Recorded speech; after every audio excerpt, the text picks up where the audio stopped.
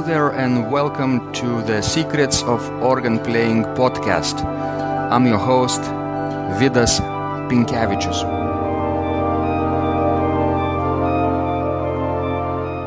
Today's guest is Sławomir Zubrzycki, outstanding Polish pianist, soloist and chamber musician specializing in performing contemporary music, composer and constructor of musical instruments.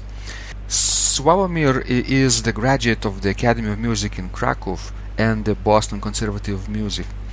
He is also the prize winner at the prestigious Polish Piano Art Festival in Słupsk, and Sławomir Zubrzycki has been giving concerts in the USA, Germany, Austria, Spain, Great Britain and Ukraine.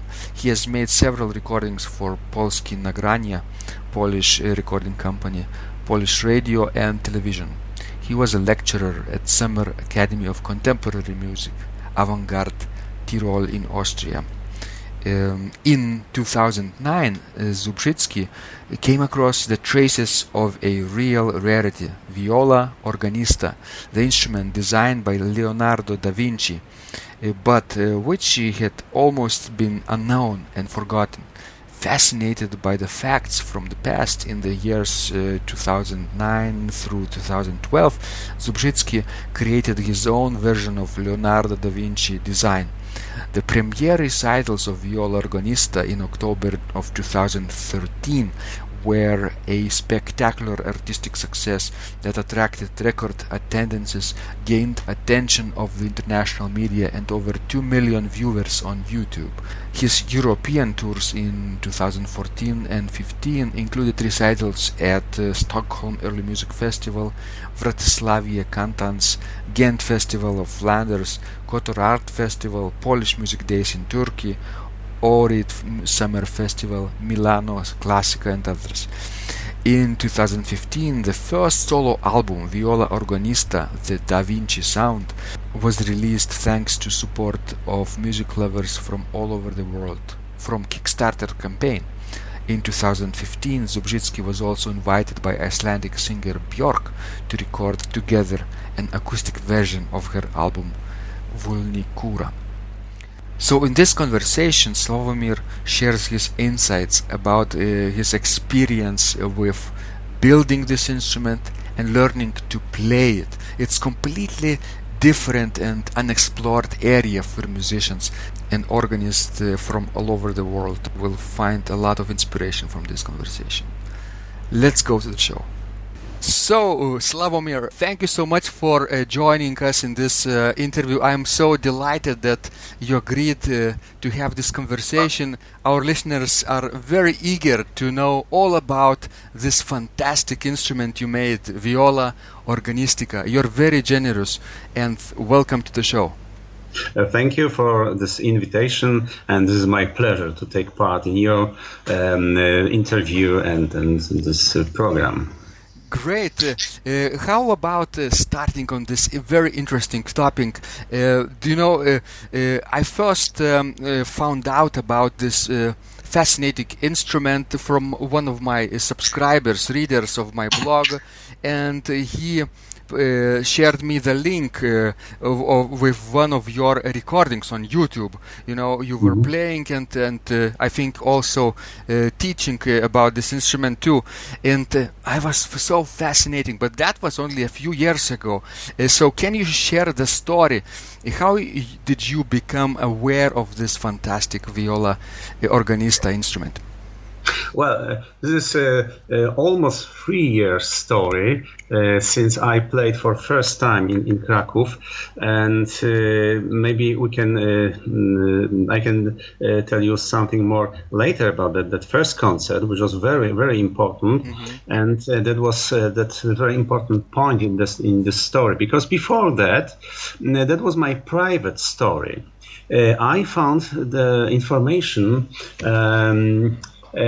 about that idea of this instrument through a Polish story. Right. My friend told me about a peculiar instrument which was built in 30s of 19th century in Łańcut area. This is kind of southeast part of Poland. The instrument was called claviolin or haunched piano. It was built by Father Jan Jarmusiewicz, very interesting person. He was a priest, he was a music theorist, and member of musical society in Lviv and Vienna. Unfortunately, this instrument hasn't survived. Only short description remained in some Warsaw newspapers. And I was moved by the information that the claviolin had a unique feature. By playing the keyboard like a pianist, you could make the sound of both string instruments. That was the main reason that I have built the Viola Organista. I just wanted to have it and play such instrument. Then I started intensive research and soon found some historical materials which were absolutely sensational for me. I realized that the instrument had been invented, named Viola Organista, and sketched by Leonardo da Vinci himself. The sketches and drawings are in Codex Atlanticus, of course, in Biblioteca Ambrosiana in Milan. Leonardo's design is an outline of a construction concept for a bowed string instrument, which is at the same time a keyboard instrument. He never built it himself, so that was a very important point. Then I found that the first instrument of this type was built by Hans Haydn in Nuremberg in 1575, so something like more than 100 years later. The only surviving instrument was made in 1625 in Spain. He was based on this first instrument by Hans Haydn. And this is everything what we know. This instrument of Raimundo Truchado, made in Spain, is preserved in the museum in Brussels, Museum of Musical Instrument Museum in Brussels, and this is the only one example which is preserved to our time.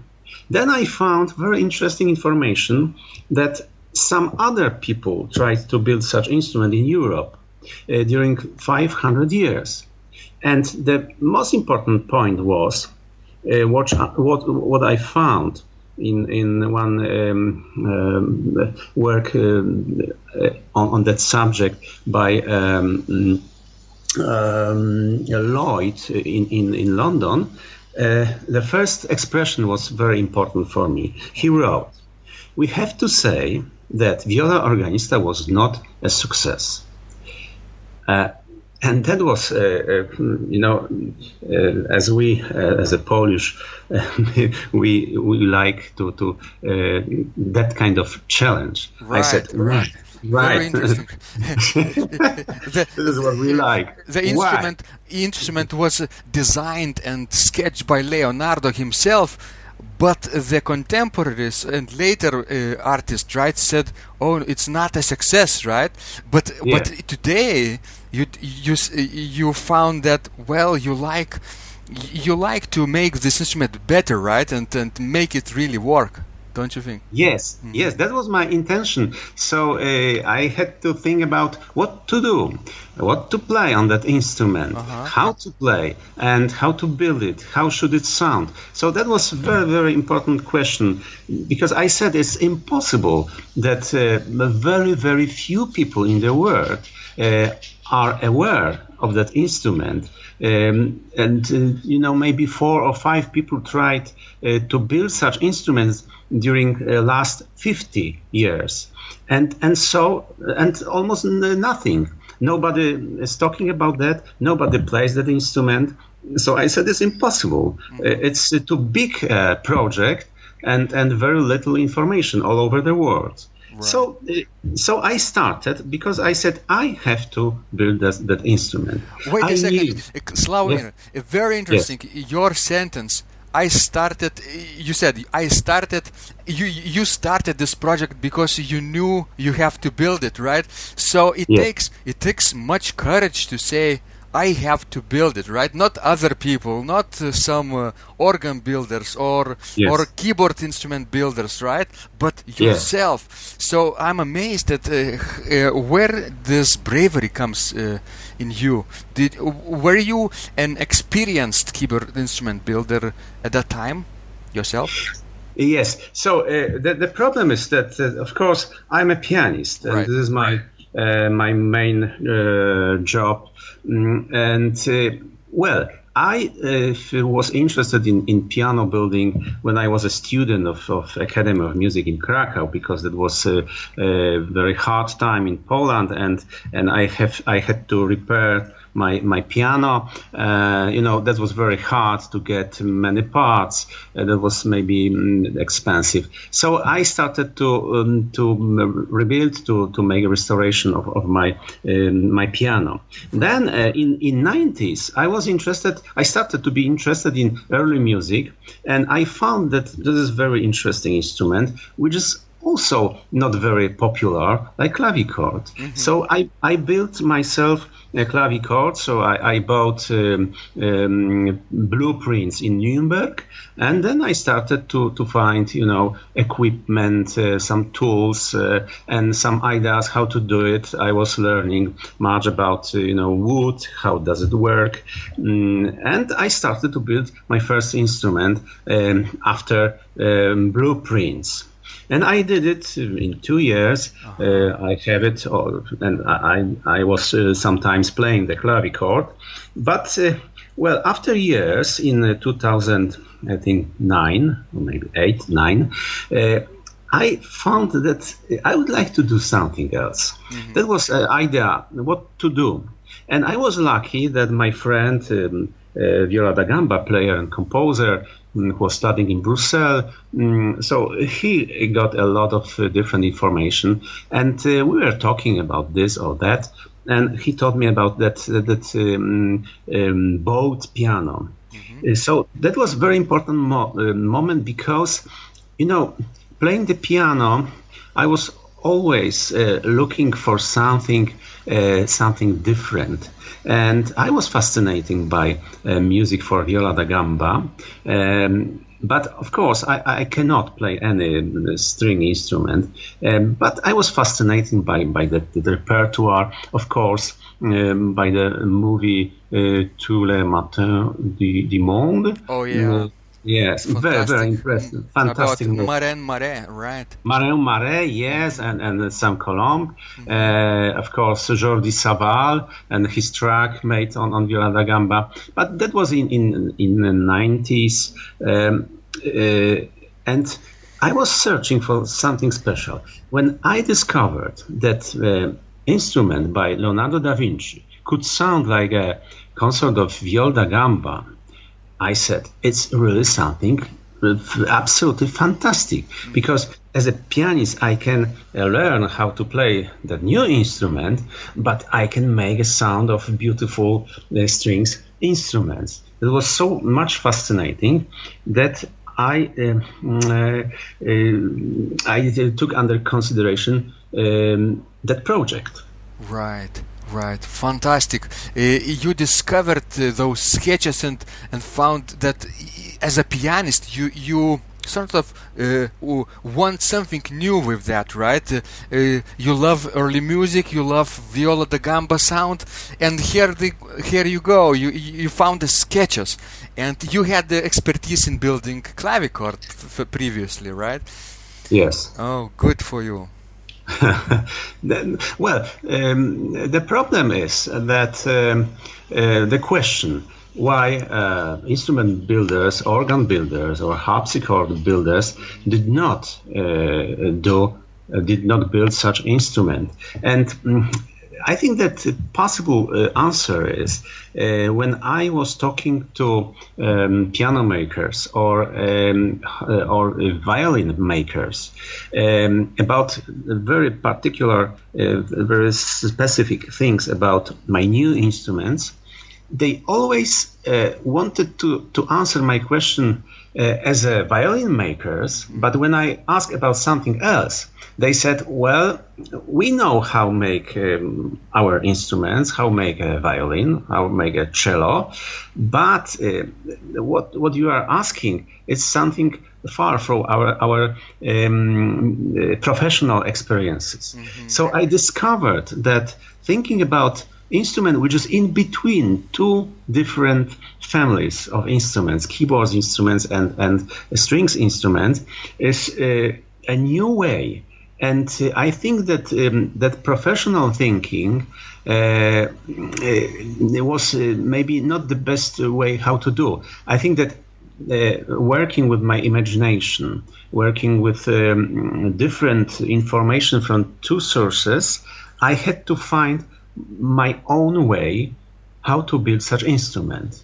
Everything I had to put into my imagination, every information from Leonardo's sketches, from first, there was something written by Michael Pretorius in Syntagma Musica. Of course, it's a great book. And all those informations about in between Leonardo da Vinci and Hans Haydn, Raimundo Truchado, I had to put into one imagination.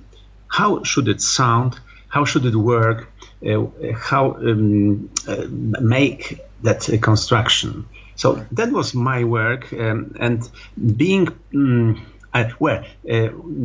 being a professional maker of instruments maybe was very good for my project. Exactly, because if you were a professional builder, right? You had you would have had a preconceived idea of what an instrument should be, right? And you would be influenced by harpsichord techniques or clavichord techniques or fortepiano techniques, right? Pianoforte and organ building techniques. And now you only had the sketches, right?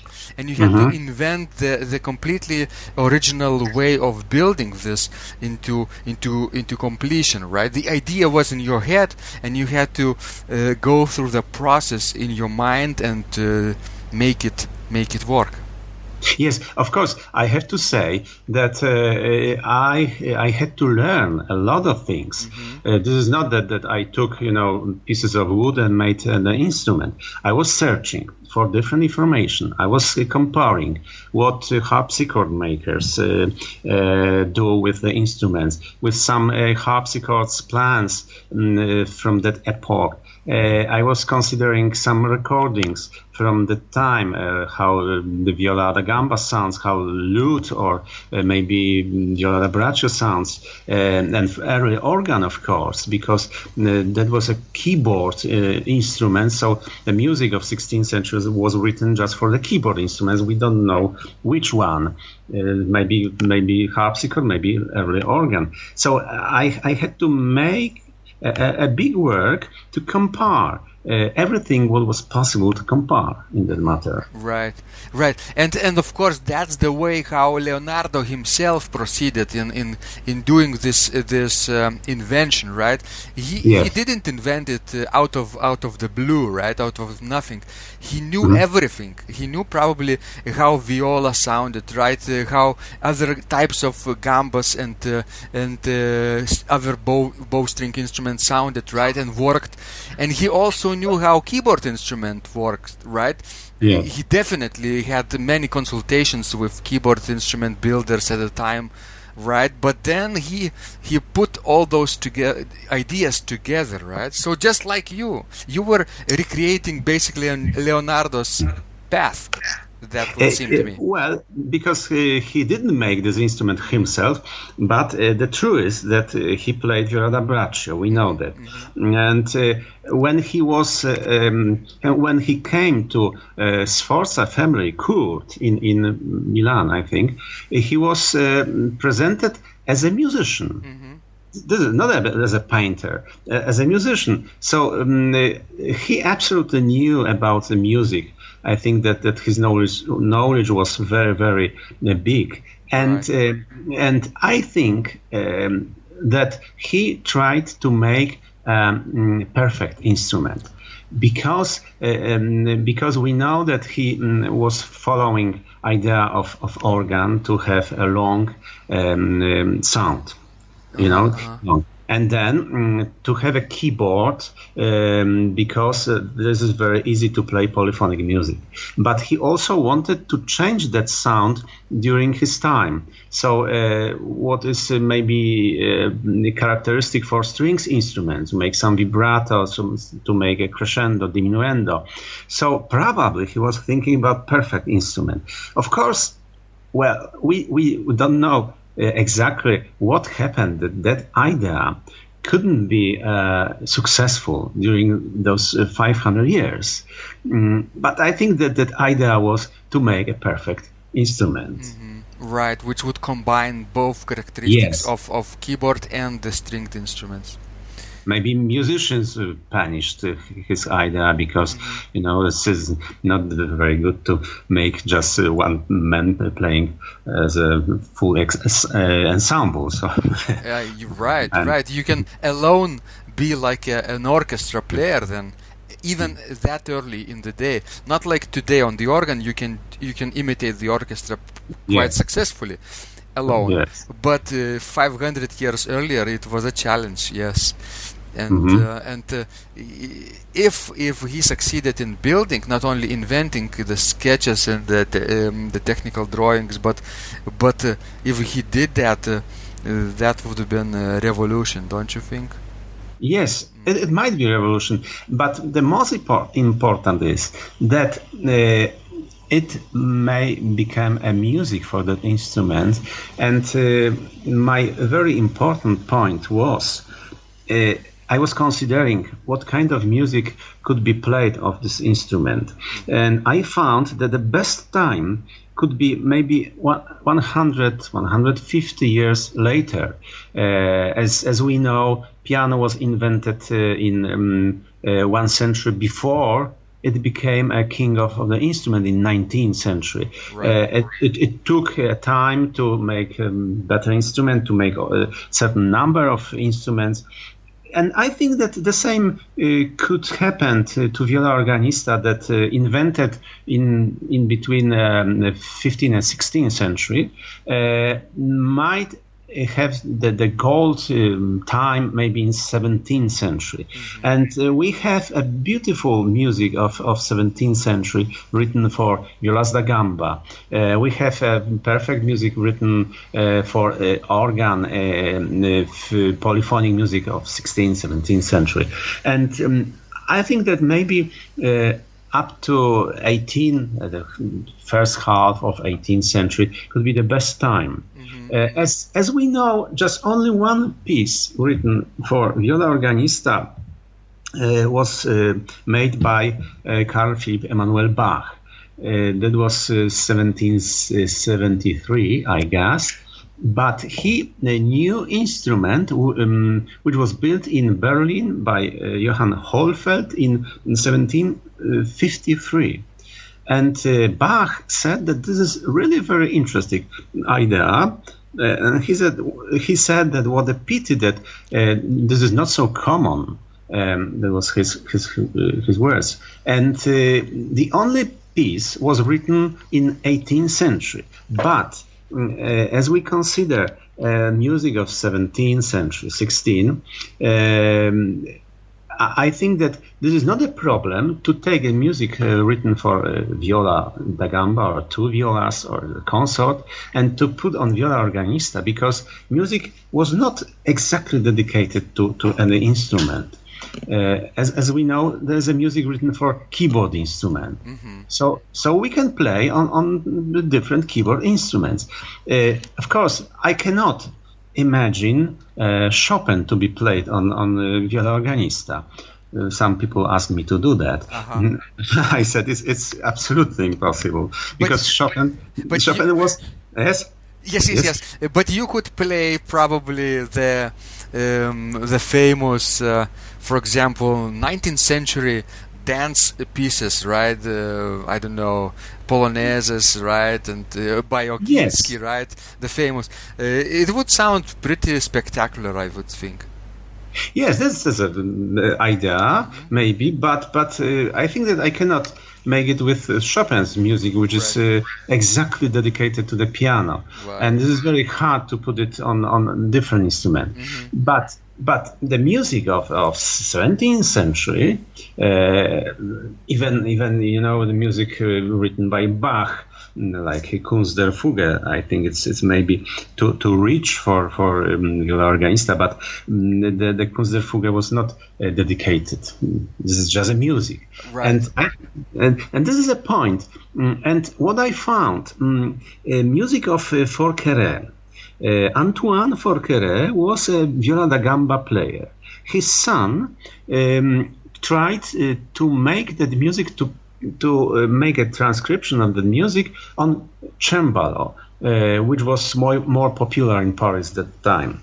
And when I found this music written for viola da gamba and then a transcription for cembalo, I found the way, because I took that music from cembalo, put on the Viola Organista, and more or less the result was very similar to original music of Father Forqueray.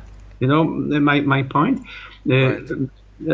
Father wrote for Viola da gamba, son put it on the cembalo, and I did it, that I took the cembalo and played on Viola Organista, and the final result was more similar to Antoine, to the father's music. So I found this historic transcription as a very useful to think about repertoire, what to play, how to organize the music on the Viola Organista. And I have to say that when I took Saint-Colomb pieces for two violas, there's a very big many books of those pieces, I have to just reorganize notes on the keyboard, but I can play every note. There's nothing like transcriptions. I just take a music and play it on the keyboard. So this is, I think, a very interesting point of view. And what I have to say, I'm still searching for the repertoire. To this moment, I have to say that my recital in Vilnius was 42nd recital. I played already 3 different programs, and I can see that the new repertoire is absolutely possible, and I think it may be very, very big repertoire for Viola Organista. And by the way, how did people react to your invention and to your music in Vilnius and in other places? How did they usually react? Well, very well. I have to say that was a very nice recital. People were listening very carefully, and I felt very well. Tradition of my recital is that after the concert, people always come on the stage, and even in some philharmonic halls, I said, well, after the recital, people would come on the stage. No, it never happened in our Philharmonic Hall. I said, we will see. No, and this is a tradition, and I am very glad because I can come back on stage and to talk to people and to show some details also about the instrument. And I bet, Slawomir, that some of your listeners would love to touch your instrument too, to play a few notes, right? Yes, but do you let them? Well, not really, because I don't know if somebody is a musician or not. Right. And the problem is the keyboard of Viola Organista works a little bit like a keyboard in clavichord. So it means that there is no this bottom part under the key, and key stops on the string. So strings comes to the bow. And if you press too much, there's nothing to stop the key, but you are making too big pressure on the bow. So it may be dangerous for the instrument. You don't know how people may react. If they play clavichord, it's okay, but well, it's very rare that I let people to play after the concert. It's always, a lot of people, and many people are asking about the question. So it's a kind of a hard time for me on the in that meaning that I have to defend the Organista sometimes.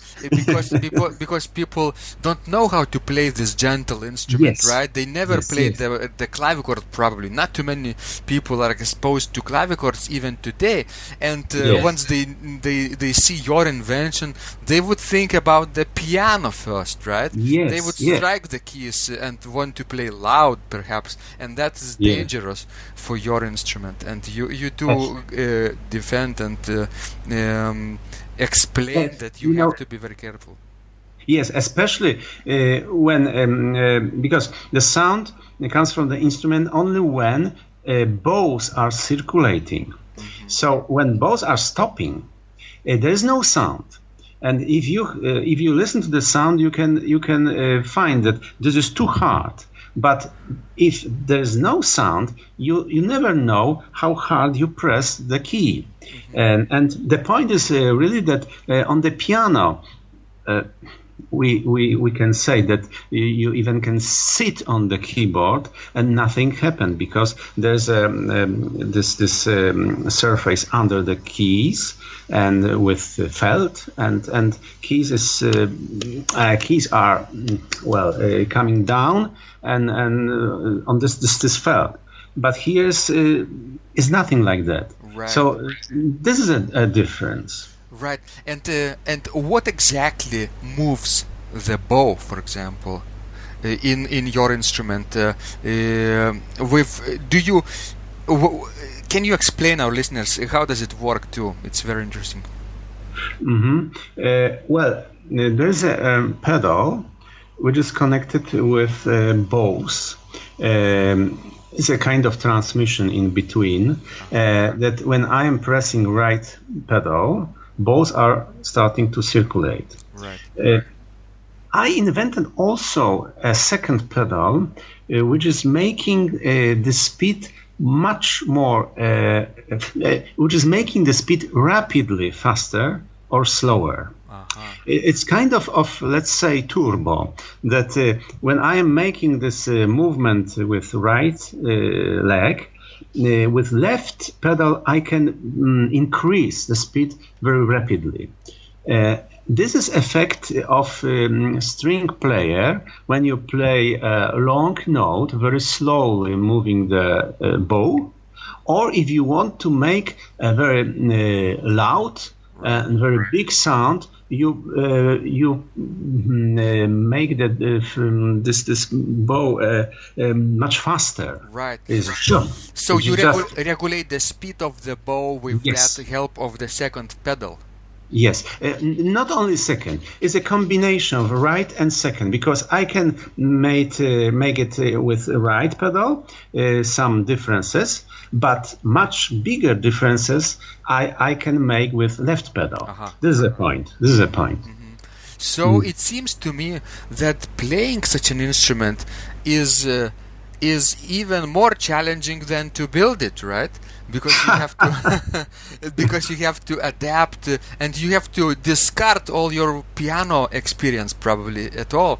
You have to start from the beginning, how to come to this instrument, how to touch the keys, how to manipulate the pedals also, right? So how long does it take, or did it take to you to really master the playing on the viola Organista? Well, I'm still learning, because I'm learning new things. But that coordination is really very hard from the beginning, because you have two hands which are working in some tempo, some rhythms, and you have right leg which is absolutely independent of any tempo, any rhythm, and you have left left leg is more like for making phrases, musical phrases. I see.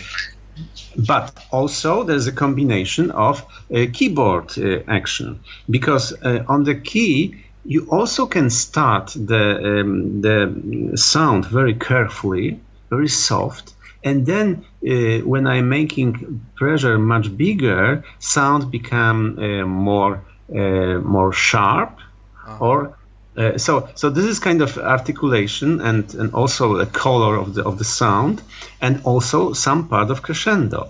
So it looks like keys and combination in between keys and pedals, the pressure and the speed makes expression of viola organista. So I think that there is no other instrument to compare such problems of making expression. People who have played the clavichord know that you can do vibrato, right? The German word for this is Bebung, right? Bebung, yes, Can you do vibrato on viola organista too? Yes, absolutely. Is that kind of Bebung? Well, as I know, some kind of there are two kinds of vibrato on viola da gamba also. One is made with finger, and second is a little bit with bow. Right. So I think that this is that kind of bebung in between clavichord bebung or because it's something like in between bebung and vibrato. But it's very, very expressive, and especially in this middle high range, it sounds very, very expressive. Oh, very interesting. Because the clavichord bebung is very suitable for longer notes, right? Yes. Because the sound fades away so quickly. But on viola organista, I suspect the sound can last longer, right? As long as as long as you want. As you want, that's right. So vibrato may be also combined with crescendo. So it works like any string instrument. So very versatile sound. You can make vibrato, you can make crescendo, right? You can make any kind of articulation probably. Can you do staccatos? Oh yes, staccatos, and here I have to. In this moment, I have to say about the idea of Leonardo da Vinci, because as we combine viola organista to Hardigardi, which was known, of course, before, we have to find that the most important point of Leonardo's invention is that possibility to stop the sound. Because when you play Hardigardi, you have sound all the time. Strings are lying on the wheel, right, and there is no way to stop it. You can change, you can play melody, but all the time you have to sound.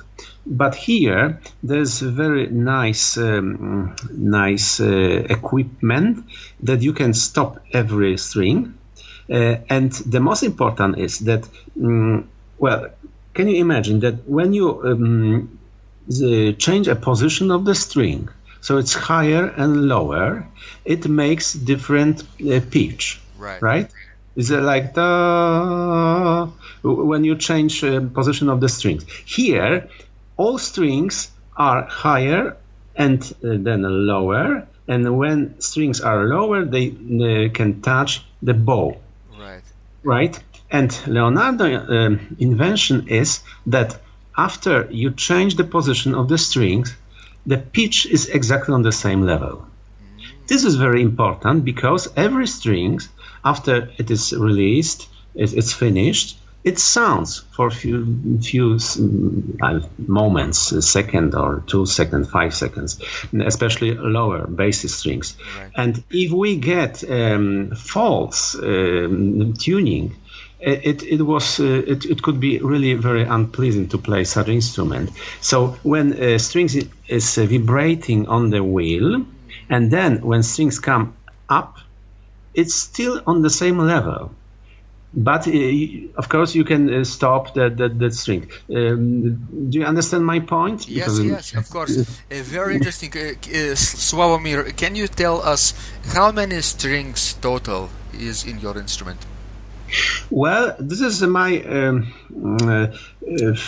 decision which I had to make. So my instrument is a little bit larger than I think Leonardo's was, because as you compare cembals of 16th century and cembals of 17 or 18, there's a difference in between scale. Right. I decided to make scale of beginning of 18th century. This is 61 notes, because in the beginning I didn't decide to play just only music of 16th century. I decided to play music of 17th or even 18th century. So I thought that that decision might be useful. So this is 61 strings. It means full 5 octaves. And how many bows? 4. 4, right? For each register, I think. Yeah, right. Mm-hmm. So fantastic! I bet music of 17th century and the 18th century sounds splendid on such an instrument, right? What about romantic sounds? Can you arrange some let's say string or piano, not necessarily piano, but let's say string music from the 19th century on your instrument too? Well, this is a hard question, because until now I didn't play any 19th century music. Maybe I can find some pieces, but generally, expression of Viola Organista doesn't fit very well in 19th century. This is my opinion in this moment, because I can find maybe some special music, but I'm not convinced about 19th century. More 20 or 21st century music. Because usually 21st century or 20th century, the modern type of writing usually opposes the romantic style, right? And yes, you can that's invent right. various techniques. So I suspect that modern and present-day composers might be interested in writing their compositions for your instrument as well. Am I right? Yeah. Yes, absolutely. And people are interested. I did one artistic experiment, because I was asked by Björk to play, to record for her last CD, Vulnikura, and I did it. I made the music of contemporary composer, which is also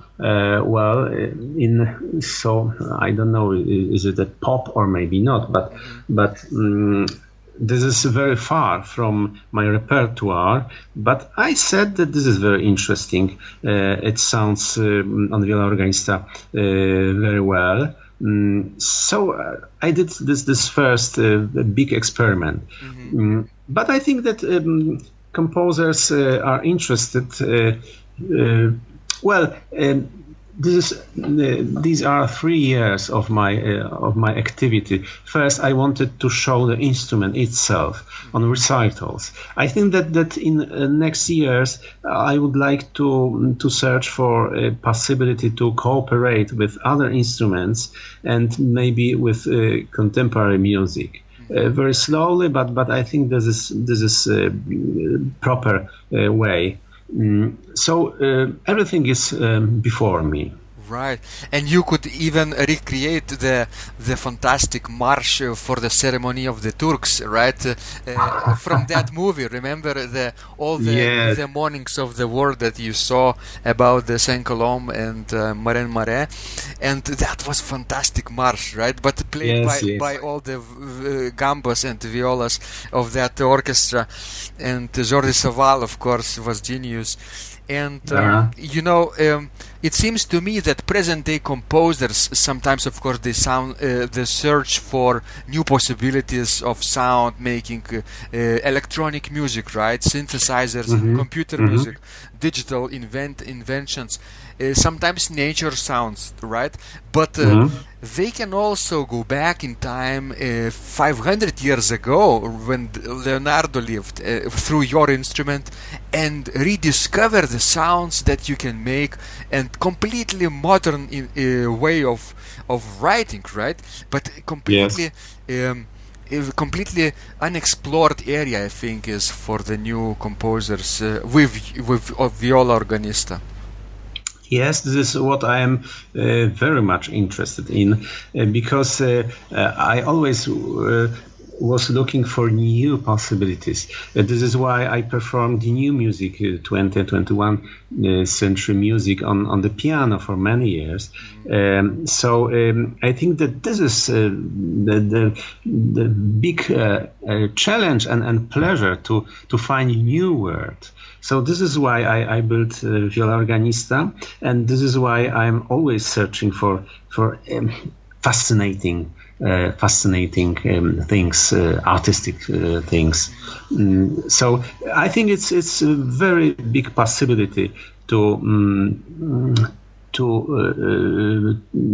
find new repertoire, new music for Viola Organista. Yeah, but not only to find, but also to invent, right? You are Leonardo himself. You inventing entire world, entire art form, probably in the 21st century, inventing an area which has many possibilities. I feel for centuries to come. By the way, and builders of other instruments can be interested in imitating your instrument. Have you received any proposals to collaborate and build more violas organistas? Yes. From the beginning, it means from my first recital in Cracow. Here I have to say that the most important part of this project was that starting as a private project, after my first recitals, thanks to Agence France Presse agency, who they announced the information about that concept, about that instrument all over the world, and I got really very interesting propositions from States, Australia's, because information came really to every continent. So this is why this project became more, not as my private project, but it became more public. So interest was very big all over the world, and I got many propositions of performing, but also I got propositions to build such instruments. And I think that there are many builders who would like to build such instrument. I need maybe a few more years to check out my instruments. I am searching for some little correction also during that time, and I did some new correction, searching for other possibility of expression, musical expression, and I think that I found very nice things in the sound of the Viola Organista, and I have to check out many part of this construction to make it, when you want to produce the instrument, it should be working for years. So this is a problem of every production, as we compare how many people were working to produce a modern piano. So those are generation to make an instrument which can be sold. So I think that I need few more years to check out how it doesn't work. What I have to say, this construction, I think that I was lucky to make it very well. There's no problem with tuning. There's no problem with transportation. Viola Organista is ready to play after 2,000 kilometers. I made with this instrument 60,000 kilometers during last 3 years by car. Right. And this is a point that the construction is well done. In that meaning, this is stable. Stable, and maybe I can find something else, but I need few more years to make a decision of production. And Sławomir, how big is this instrument? How many centimeters or feet? It's exactly 2 meters long. 2 meters long. 2 meters long. 1 meter. Wide. Mm-hmm. So it looks like cembalo, not the biggest one, because cembalo sometimes has even 2 meters 30 or 40 even. It's a little bit shorter, but it is 2 meters. I see. And since our audience, of course, is organists all over the world from 89 countries, and they are very, very sometimes eager to know about the historical instruments and early keyboard instruments too. Is it possible, for example, to even think about the idea of adding a pedal board to play with your feet? Would it be even technically possible, feasible?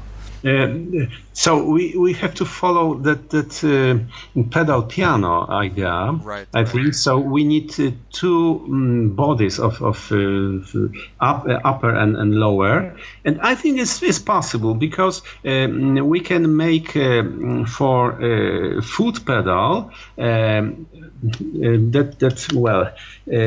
we can solve that problem. What I was saying about that there's nothing under the key. And this is possible to make sound. Maybe this is not so different, that sound. Maybe, but for basses, I think that we don't need so much flexibility because bass is always bass. Right. Right. So even when I think about vibrato, I almost never do it in basses. Higher basses, yes, but not in this deep basses, because it doesn't make a sense. So I think that this is possible to make a pedal, but the problem is how to move the strings. Right. With the you need third foot, right? You need 4 foot. Exactly. Of course. We can use engine. It's also a possibility. That's the tricky part. How to move the bow. So $1 million question, or 1 million euro question, or 1 million zloty, right? Question. Fantastic. And since we're at this fantastic history. Can you go back in time in your mind, Sławomir, 3 years or more years ago when you were first building this instrument, right, with this idea? Do you have one thing that you wish you knew when you first started this project, which you know now, and which might have helped you in the beginning, in the first place? Well, I think that there's a question what I can do when I decide to build another instrument. Right. I think that there are few questions and there are few moments that I would like to make it on different way, but these are not very big problems. Maybe sometimes some part of resonance body I would make a little bit bigger in some parts. Maybe some some improvement in some mechanical problems to make it more easier to play. But I think that generally, in that first instrument, I was right. This is a point. And very few little things I would like to change maybe in the future instruments. Fantastic. Your even first project was so well produced that you could continue the same direction, right? Only expand Yes. a little bit further what's possible, right? To explore the newer horizons. Fantastic work and fantastic wisdom from you, Slawomir, today. I thank you so much for your time and generosity of sharing your art with thousands of people around the world. And I hope this idea of playing and love of Viola Organista will spread around the world too, and will become a movement, right? Oh, And, okay. I just wish you that in the future also. So keep at it. Be very brave. You, first of all, you were very brave at building, even considering building this instrument a few years ago, right? But Yes. building on this expertise that you have now today, you can be much even braver, right, and explore even wider horizons. So thank you so much for your generosity today. And before we end this conversation, of course, our listeners are dying to go to your website and find out more about you and Viola Organista, where they can find yes, online. yes, www.violaorganista.com. Fantastic. I'll make sure I'll put this link into the description of this conversation as well, so that people will find that online too. Thank you for this conversation and for this invitation. I am very glad to speak about Viola Organista with you, Vidas. Thank you, Slawomir. Keep spreading the love for your instrument. Thank you very much. If you liked this conversation, I encourage you to visit my blog Secrets of Organ Playing at organduo.lt, where you will find lots of insights, practical advice and training for every area of organ playing. You can subscribe to this blog for free to get your daily dose of inspiration and to be the first to know when any of my future podcasts roll out. I hope to help you reach your dreams in organ playing. I'm Vidas Pinkevičius. Thanks for listening, and I'll catch you online really soon.